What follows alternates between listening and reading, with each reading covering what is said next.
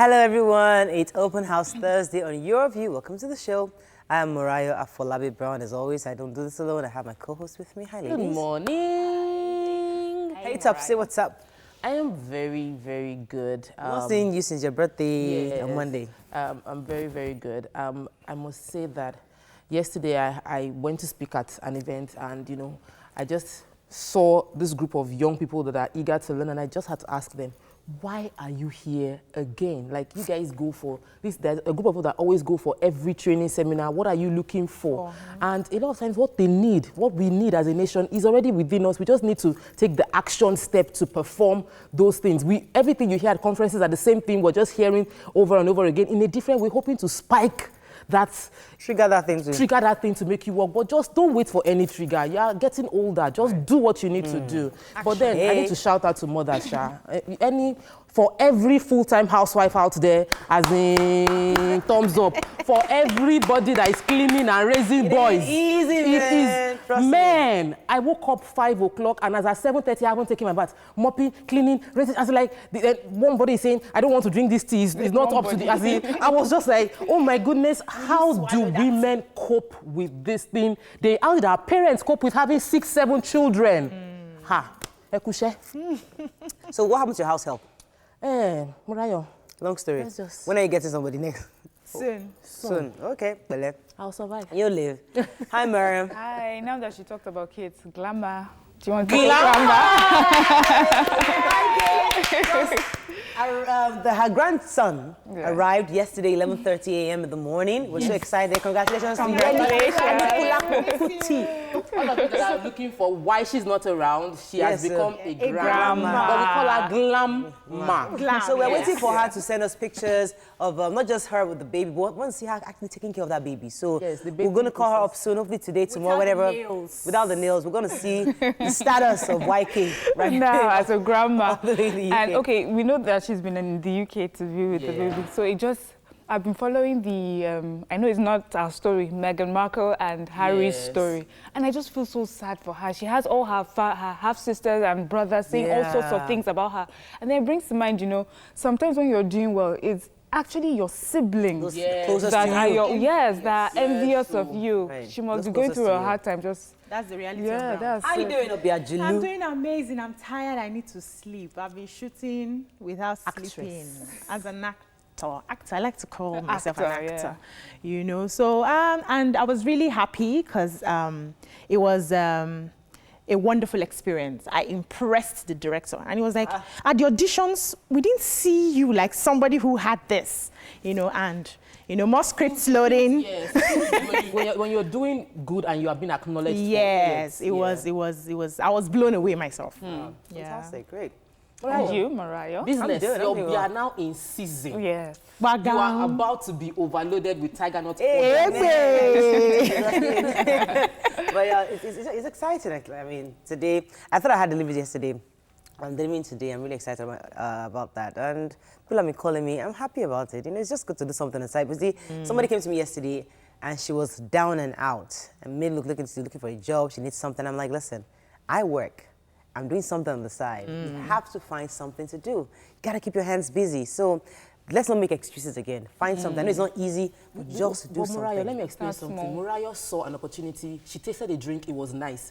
She started selling the drink, as somebody was saying, with 50 naira profit. But now she has a business. Some of you are waiting for 1 million naira profit contract before you will start anything. Sometimes you can't start it. People were saying, how can I be at my level with selling tiger nuts? Excuse me? I got that comment. Like, how can you you're this, I'm wondering, it's his business. Exactly. He's buying and saying, I am not stealing. I am selling. Don't pay bills. They don't pay bills. And we learned that from all these online things have shut down. Yes, all these figures, likes, those things don't pay your bills. Likes don't pay bills. Please, you need to work the business, and I'm excited about it. All right, it's Thursday. We are gisting all the way, but first, let's breeze through what the papers are saying today. Stay with us. We'll be right back.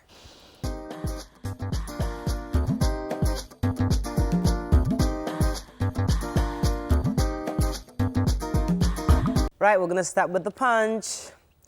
I didn't beg to be vice president. I can leave at short notice, says our Vice President Osinbajo. How possible can anyone say that the killing of women and children doesn't matter because he's vice president or because he's president. How is that possible?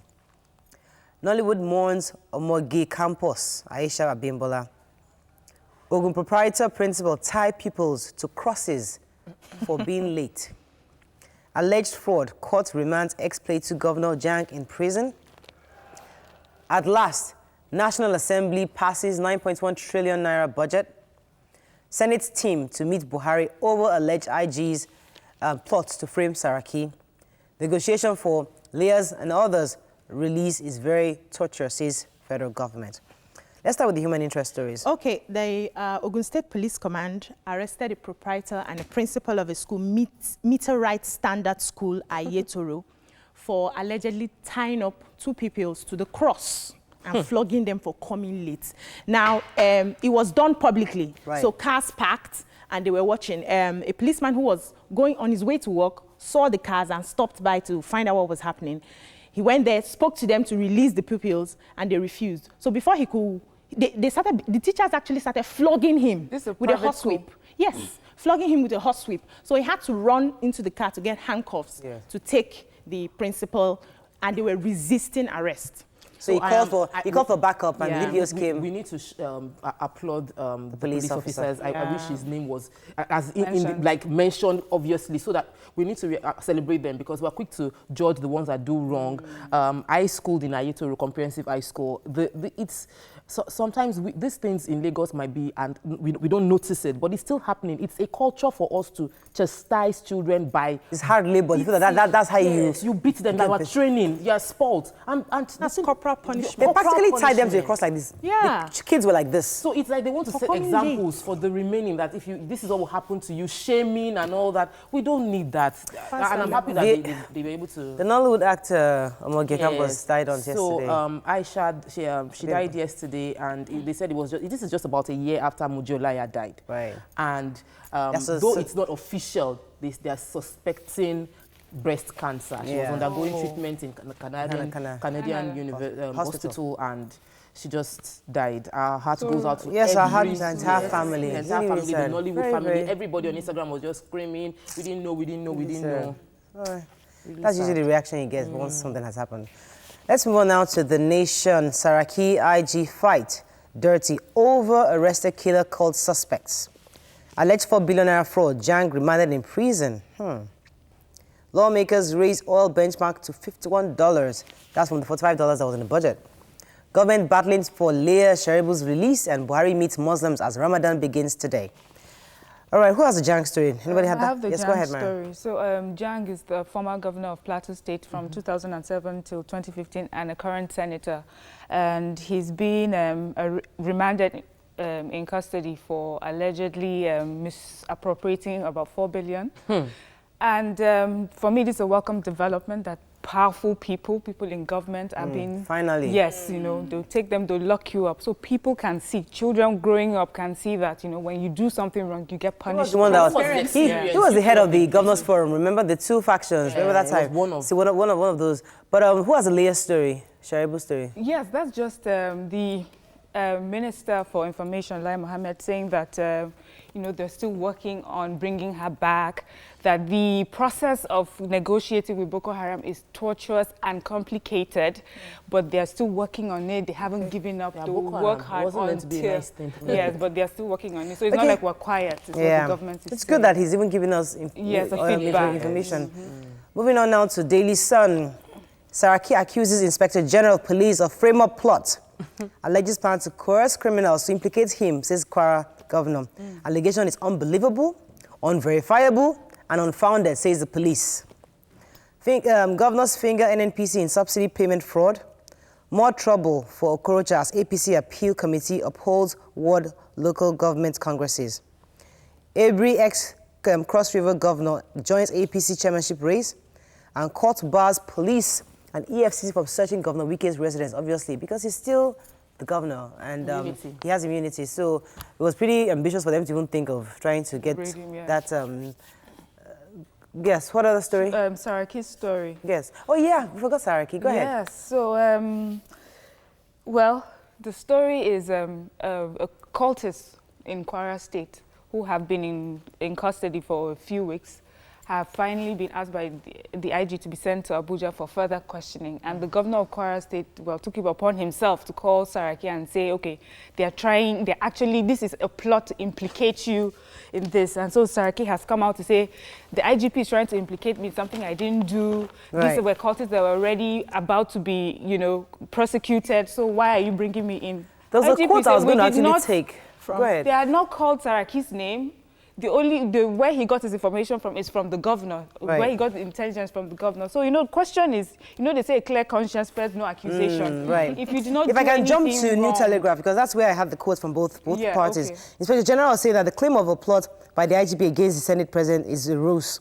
Unfortunate and an attempt to divert police investigation into the killings of more than 11 innocent people from Kwara State. So they are investigating the killings of those people.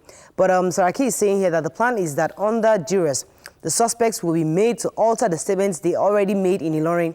They will then be made to implicate the Kwara State government and in particular myself in my new statement. Right, this is just spurious. As like, yes, you just release but sometimes statements in Nigeria, you have to do this kind of thing just to be safe sometimes. The last person that was from the Senate that made this kind of accusation was Milaye, and we understand where he is right now. So Saraki should just keep quiet and face his work.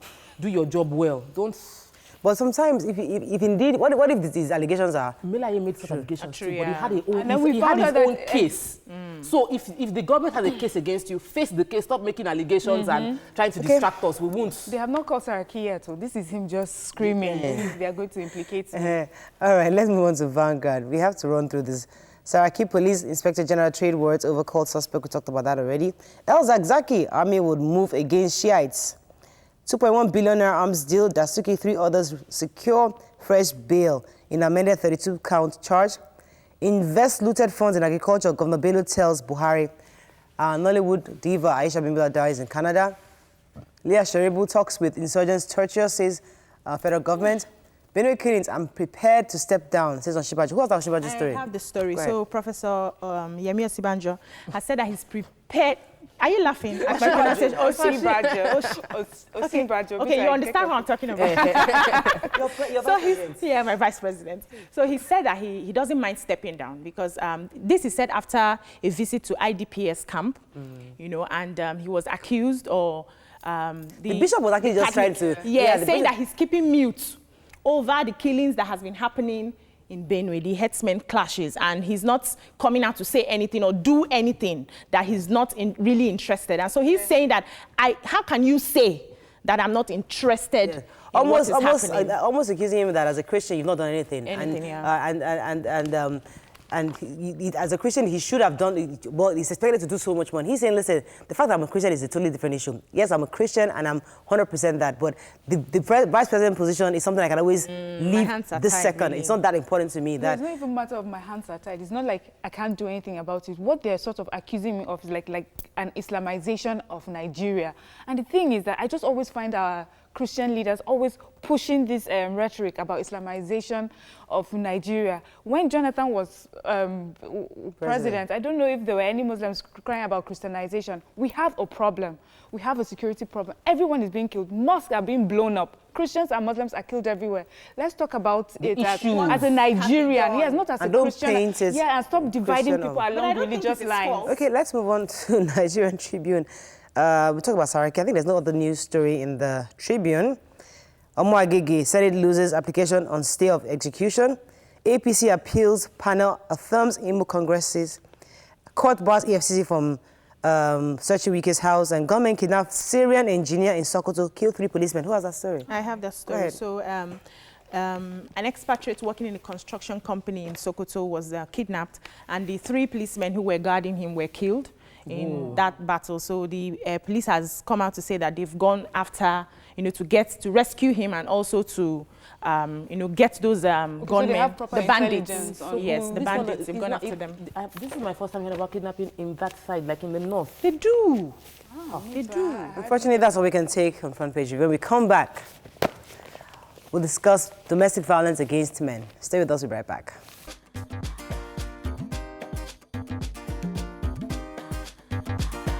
Welcome back to Your View.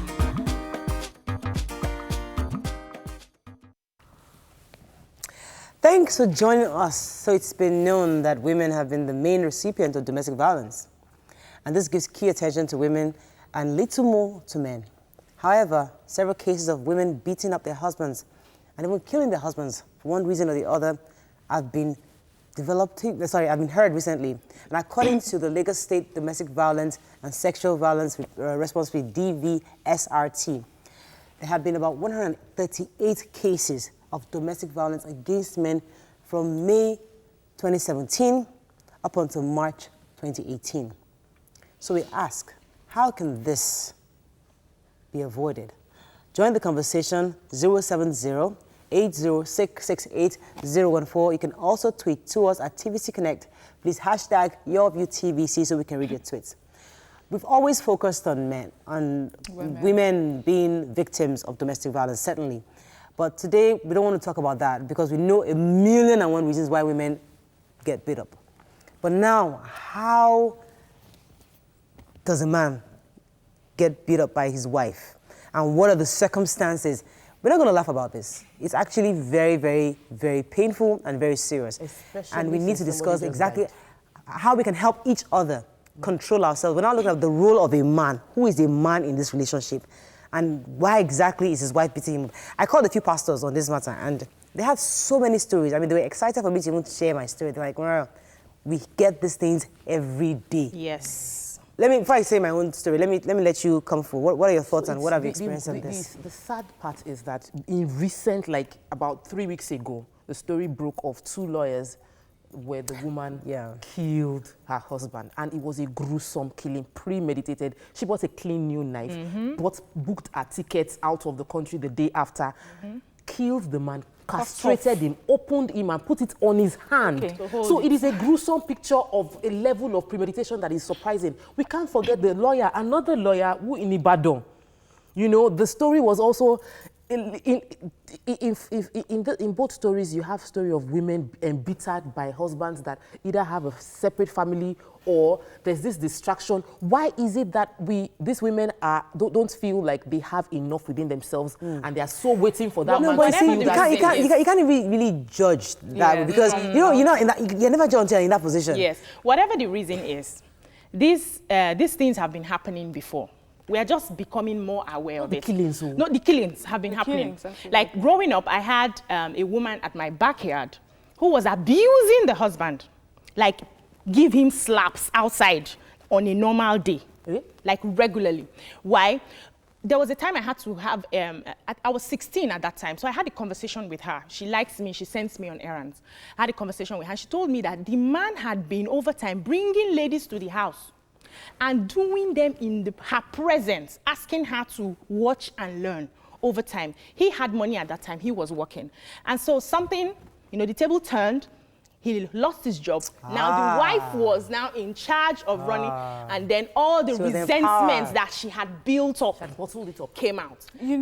So it's been happening over time. But we see the women being abused. We see more of that. Excuse me, please. There are also different types of abuse. Right. We have the emotional abuse, which we do not see, except you are really close, which has to do with threats, blackmail, nagging, and all of that. Women do a lot of this to their men, but we don't know. Those cases are small, they are punching. What we're seeing now is full-scale assault. Okay. Before, they used to poison, they'll give rat poison, they do all those ones. Okay. They put salt, salt. Yes, what is even more scary for sexual abuse on the man's side is that men are afraid to talk about it, they're ashamed to talk about it. So for a woman, she can cry about it and the whole village will gather around you and, comfort you. But for the man, he would take it up onto the point, probably when he's killed. That's when we would hear about stories. Yeah. So that is very scary about that. But I also agree with you where it says this is not, a recent thing. The concept of the black widow is not today we've heard it. Women would do all sorts of but things. see, I would really like to get calls from people who have either experienced this or know somebody who has.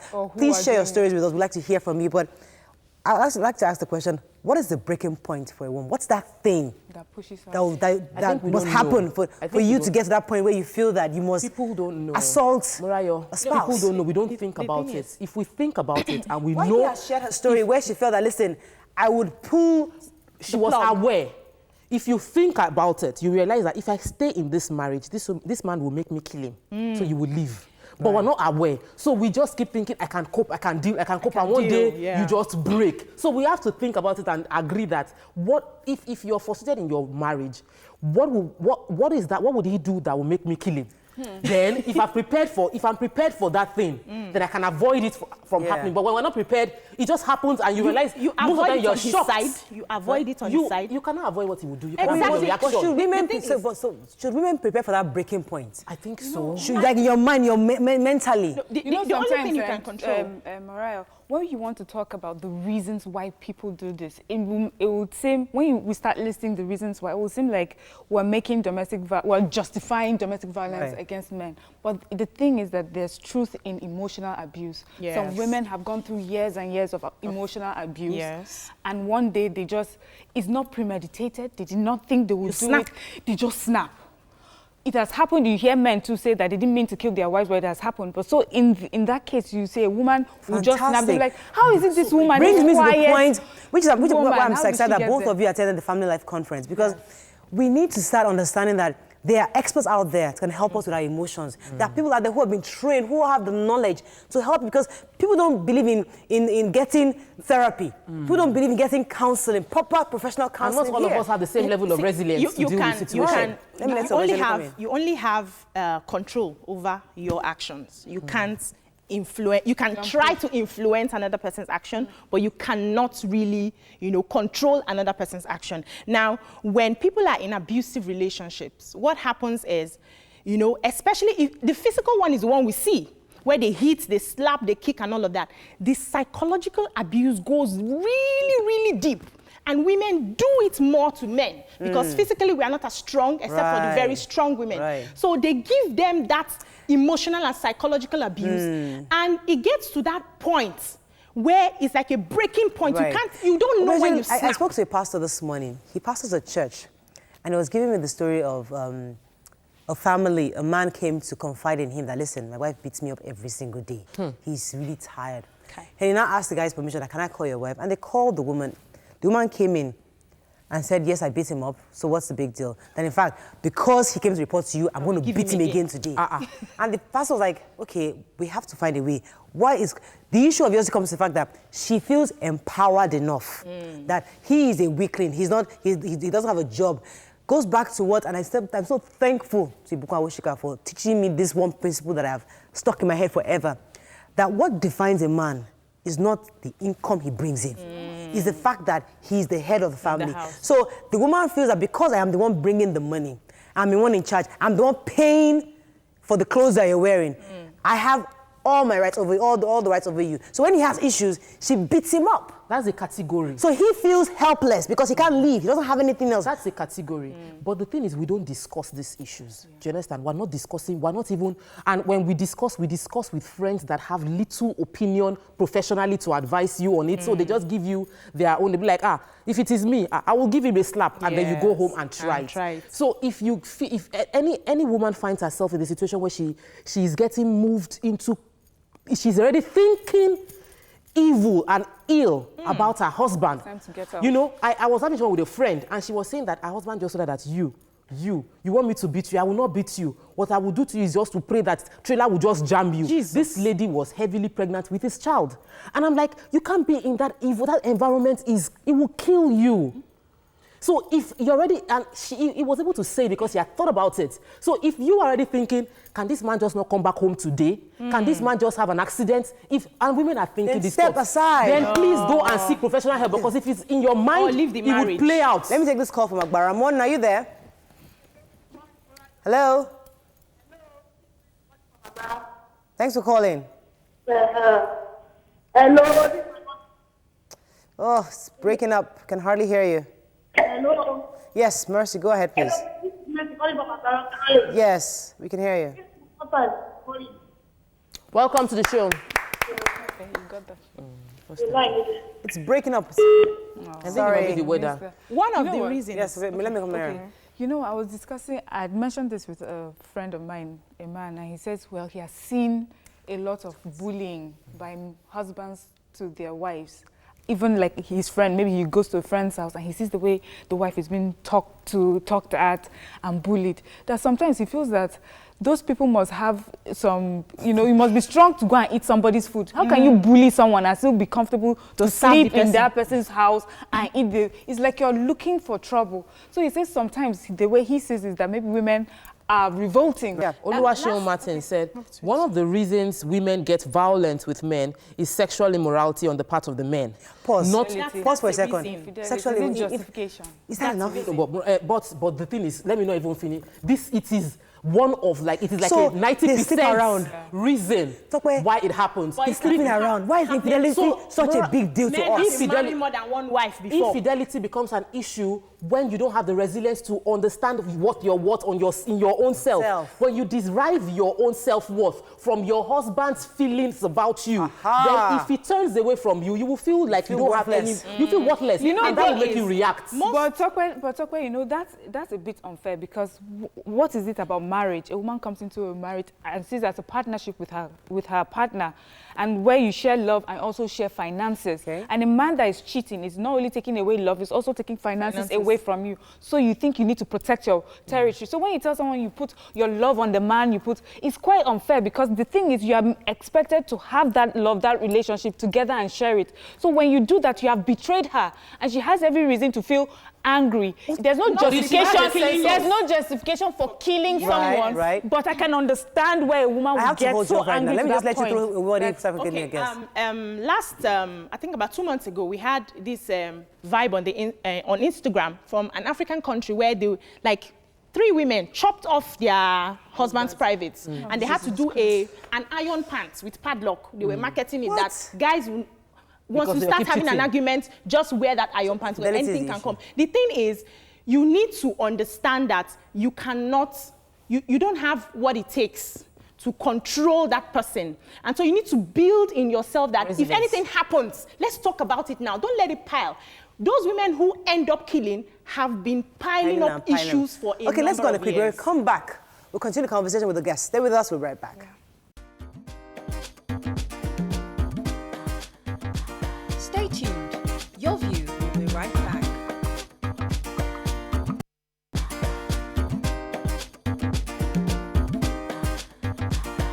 Welcome back to Your View.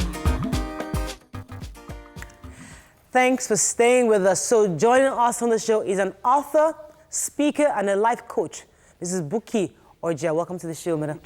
Orija, welcome to the show, madam. Thank you very much. You can call us on 070-806-6801. You can also tweet to us at TVC Connect. Please hashtag YourViewTVC so we can read your tweet.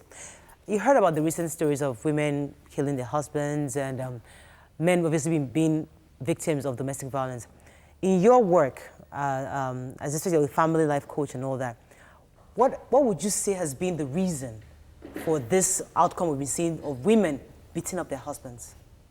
Thank you very much. Okay, I have experienced domestic violence in my relationship, and you've been a victim. I've been a victim. Okay. But I'm a survivor, right? Yeah. And I've used my experience, gotten the right skill and the training to empower other women. Okay. Because I see all this thing happening.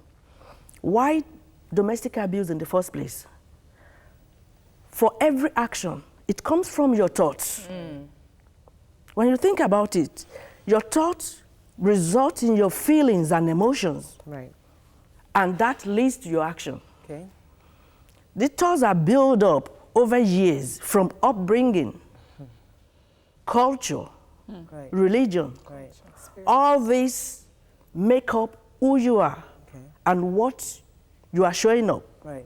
So if you have been brought up in a domestic abusive life, home, you see your parents abusing each other. It could be either party. Right. But you see a control. You see in-laws abusing wives.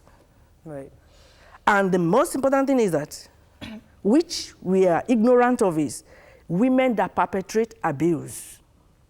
We train our men to abuse their wives. Sisters abuse the daughter-in-law. Right. Because we have never received a love from our marriage. And then because of that, we train our men to say, no, your father didn't do that for me. You can't do this for your wife. And the men grow up as immature, not knowing their roles and responsibility. Right. To say, okay, fine. My father never did this. And you have seen the father. Right. Let me pause you for a second, because it's easy to fall into that trap of focusing on the women being the victims. We've had that conversation for many years. We talk about it on this couch, we talk about it everywhere on TV. People talk about, oh, women being victims of it's a normal talk. But now the men new are dying. trend, ma, is that men are victims. So victims. I want you to let's flip that conversation to not women being the victims. You see, men in that situation. When you grow up in an abusive relationship, Right. you either grow up to be a victim or to be an abuser. Right. If you are a man, you are not strong enough emotionally. You could be a victim, and being a victim is in a situation of hopelessness. You have a victim mentality. It's like, I can't help myself. Right. I have to live by it. Exactly. I have to endure. Right. I have to do this. Roma, And then as a counselor, have you had stories of men come to you and say they have been abused? Seriously. And what is the leading cause of this? the leading cause is, if you know who you are, if you don't know who you are and why you are in a relationship, why are you married? When you define your values, why are you married? You are in marriage for companionship. I'll come to you. Let me answer that question. I'm a man. The reason I'm married is because I'm jobless, I have nothing, and I see a young girl who I like. She's working on the bank, she's making lots of money, she has an official car, she's doing well, and I feel that, okay, she can help me and her family, they are rich, and I'm helpless. So I'm in that marriage right now, but unfortunately, things are still not better. That's why I got married, for an opportunity, but unfortunately, she's now abusing me because she feels I'm cheating with the house girl. You are in a marriage for a wrong reason. Okay. Is that, Hello, is there a right or wrong reason? People get into different things with. But you were going to talk about your experience. I wanted to talk about, because she mentioned that if you come from an abusive home, Right. you're likely to be either a victim or an abuser. Yeah. I came from an abusive home, but that didn't affect me Right. being a victim or becoming an See, you're abuser. aggressive. So we have... You are. No, I'm trying to explain that people make their choices in life. It's about choice. It's For about, secondly, it's about self-love. Do you have a healthy self-esteem? For everyone who is an abuser, they have a low self-esteem. And remember that abuse is a form of control.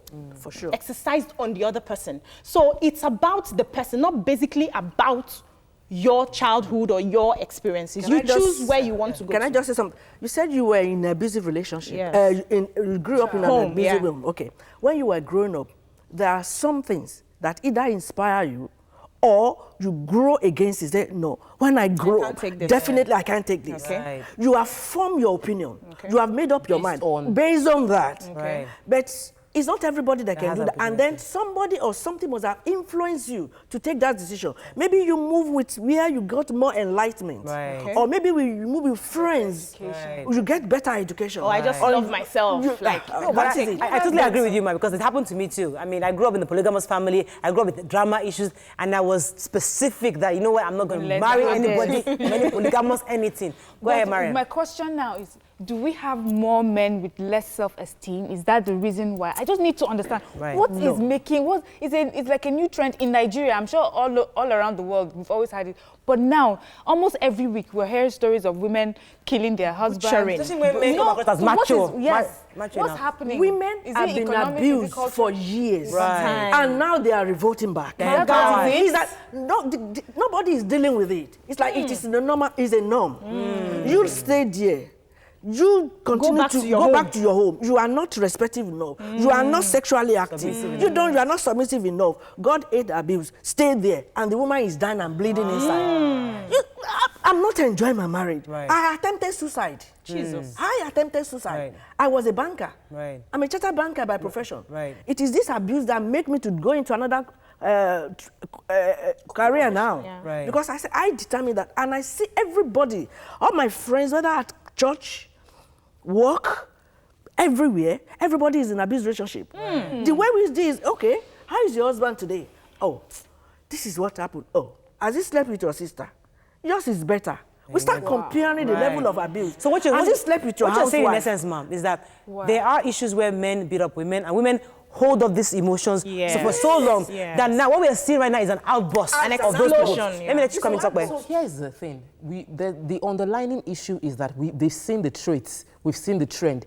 Every woman that finally had an outburst had inkling that I am going to burst. But we never ever get to consult professionals. So when you now burst, you do things that you will regret forever. So the idea is, while people are watching right now and they are, like I mentioned earlier, they're already entertaining those negative thoughts. What can they do? Walk us through the process of what they can do, not to burst into the point where they are now committing murder. Okay. When you are in an abusive relationship, whether a man or a woman, you don't have to be there. There is always a way out. Leave that environment. If you are not enjoying your man, easy, man, leave to where? Is it not Nigeria? leave to where? Hold on. Hang in there. It's either you leave or you die. But you have stories of mothers saying to you, when your father and I started, you don't know how we started, but now look at us, now we're happy. So people are thinking, let's walk through this fight, and then we'll get to the age where we're enjoying it, and then the fight will be in our past. You're damaging the children, you're damaging the next generation. So a friend of mine just left an abusive relationship, and the daughter was saying that I don't like men. This daughter is like 4-year-old. Men are angry. They are always beating people because that's what she sees at home. Her father is always beating the mother. And the lady just realized that if I don't leave, my children will grow up thinking all men are like their father, which isn't true. And that kind of girl that grew up with that circle now sees a husband just mistakenly do hand like this. Her reaction will not be the way a normal girl's reaction would be. So a lot of the women were seen displaying this level of premeditated violence might be from the fact that they were brought up with women that have always been subservient. And so they tell themselves that I'm not going to let myself get to the level where my wife will treat me like this. This story, because it reminds me, there was one time, a very long time ago, as a teenager, our neighbors, they were fighting. They always fight. You hear the wife screaming, and my mom said to us, I don't know why I never forget that day. She says, it's better for my children to stay unmarried than for them to go through this. She says, I've gone through enough myself. I would not want my children to go through this. So I just always knew that is not something that I would accept, or I would be a part of, or it should be something that I can walk through. Can I bring it back to what should be done? Because I worked with Project Alert on violence against women, my first job after NYSC.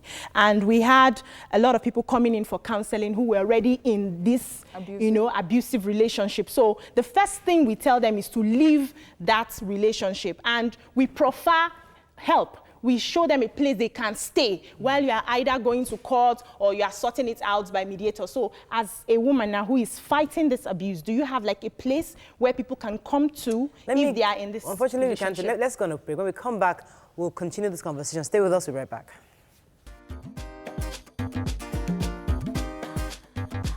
Stay tuned. Your View will be right back.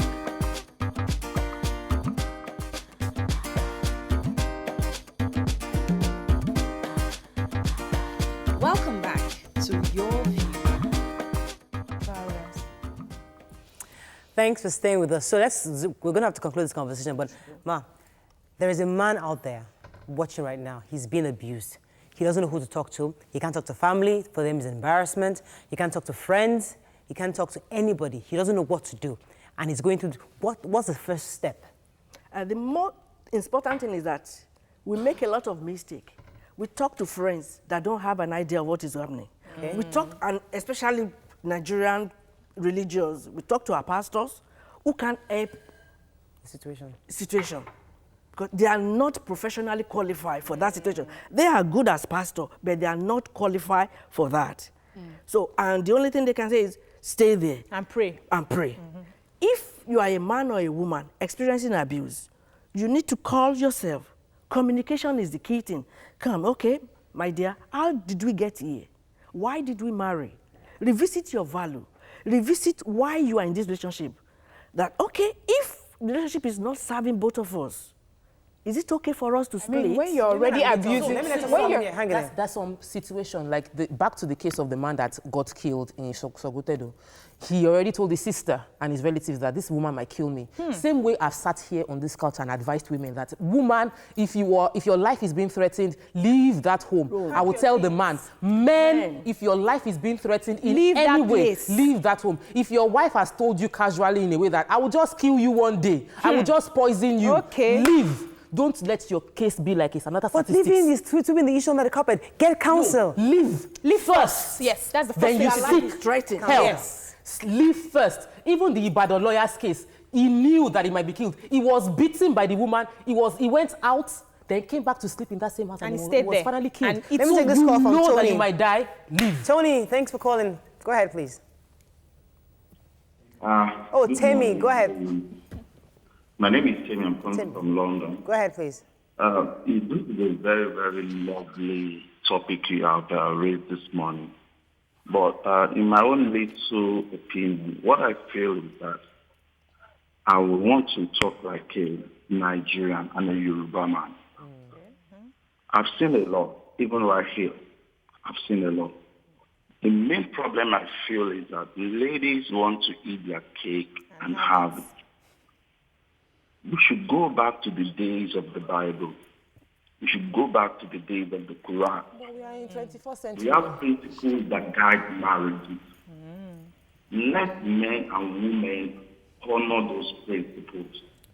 Let them adhere to those principles that guide marriages. Ladies who are professionals, who have had experience in different fields, they want to come and how things should be done to their husband. It's not done that way. It is not done that way. I've seen different things here, Indians from Pakistan, and I know how they do. But our African women want to do. Some of them even speak Arab. All right, thank you very much, Temi, for your views. Yes, Mariam, go ahead. Should we do tweets? Go ahead, please. Okay, so Adebayo, 19 title says, our society does not accept the abuse of men as valid, as it is unheard of. Men die in silence and are unlikely to confide in anyone the kind of abuse that they suffer. You don't want to look weak or powerless. Steady conversation with your partner is key to solve the issues of most violence in marriage. If you talk about it, then it will not result into an emotional breakdown. You can engage in other positive things that will improve your feelings. Most marriages become violent when there is not enough money for the family. Most people will rather be in a relationship that can benefit them in wealth than their own well-being. Financial absence in the But shouldn't men have role models? Men, like older men they look up to, that they feel that, listen, I can confide in. That you must be fearful of a man that has no one that he fears. Yes. You know, but really... You're going to say something? Yes, you can't really say because you're not in their homes. Even the so-called pastors and the so-called imams have issues in their homes. Some of them are being abused. Some of them are abusing. Yes, so just like she said, go to a professional and sort out your issue. And if peradventure you are in that home, you can't be looking for a solution while you're there. You might die before you find that solution. Wow. Pack your things, leave there, and seek solution from outside. Okay, let me take this call from Adiola. Adiola, are you still there? Yes, I'm still here. Thanks for calling. Go ahead, please. Good morning, everybody. Good morning. I would like to contribute to this issue. Yeah. Firstly, I would say understanding is the bedrock in any relationship. I believe you need to understand your spouse and you guys need to work things out, because I believe all this abuse, it comes from what one of you rightly said, that said emotional outburst. It piles up. One cannot be going to point A and the other one going to point B, and you want it the same parallel line in relationship. It's not done. So you need to come to that basic whereby you guys will understand each other to the latter and be open. Thank you. Thank you very much, Adiola. Yes, ma'am. And another thing I want to point out is that men are saying that they're too ashamed to talk to their fellow men. So men, I mean, when we started, we had some of the members of the crew sniggering in the background. You know, it was funny to them. But the thing is, men should realize that your friends need to be able to come to you, to talk to you about it. We're not saying that you're a professional and can help, but at least they can talk to someone, knowing that you're not going to shame them or gossip about. Just help them and then lead them. Yes, and then lead them to a proper professional. But we must scream it over and over again. An imam can pray for you. A pastor can pray for you, but he doesn't have the tools and the skill to help you handle your emotional situation. So when you go and meet a pastor to help you in this situation, their prayer isn't going to solve the frustration in your wife. And the frustration might kill you. Seek professional, meaning a counselor, a psychologist, a family life expert. Also look out for the signs of this abuse before you get married. We have to round up. Let me let you have the last word. Okay. A woman there, she's in a marriage right now. Her husband is getting to that point where we've heard on this couch where somebody says, I actually picked up the knife and I was ready to just stab this man, but something in me just put it down. She's going through that kind of craziness right now. Maybe you can actually justify a few of our emotions because of the man has been abusive in the past, or he's done this and done that. She's going through that. What would you advise her as somebody who's worked with families? What would you have her do? What I would advise you to do is talk to somebody, a professional. You can call me, or you get in touch with the ladies here. I think they are doing a very good job. Okay. There are a lot of professionals they know about. Ask for the real professional and talk to them. It could be anger management. Yes. It could be communication skill. It could be conflict management that you need. In doing all this, that will help you to identify who you are and what exactly you know, what you want. When you know where you want to go and what you are doing now, where you are, you define, okay, is this where I want to be? Is it the kind of relationship I want to be? If it is no, you discuss with your partner, communicate effectively. And if the partner is easier to say, you know what, I can't treat you as a woman. I have to disrespect you, or dishonor you, or it could be the man as well, whichever party is being abused. When the other party says, no, this is how I continue to treat you, you have a choice to stay or to remain. Yeah. It's okay, I want to accept the abuse, I will remain because of my children. I'm ashamed as a man to come out, I will remain. Then you remain and you keep silent. Okay. I want to quickly say that families should be supportive. You know, I don't come to you crying to you that my husband hits me or my wife hits me and you say, go there, go and manage, go and stay, go and pray. Oh, yeah, be supportive, take me out and help me. You can always help me over, you know, come, get into it and just solve the issue. I'll add one nugget too. When I got married earlier, in the early days of my marriage, my husband is from Ekiti, so there's the initial shouting and shouting. I didn't understand it. But I sought knowledge. I said, okay, who can teach me how to handle the situation? My mom was fantastic. I spoke to even his family members, and they helped me to understand, but this is not him. He's just expressing his way of being angry. So find a way to understand the situation and don't judge the man based on his actions. Judge him based on his ability to fix the problem. Unfortunately, that's all we can take on the show. Thank you so much, Ma. Thank you. That's all we can. Don't forget, our 5-year anniversary is coming up very soon, from May 28th up until June 1st. We're going to have a week-long of activities. Day one, we're going to try to take a walk. Now with the rains, I don't know, we might still change it, but I don't know how that's going to happen. But hopefully, we're going to have a 1 kilometer walk from TVC here all the way down. And Tuesday, we hope to give out 5 amazing gifts to 5 of our most committed callers, most dedicated audience, members of the audience, and people who tweet to us. Wednesday, we hope to have a special guest.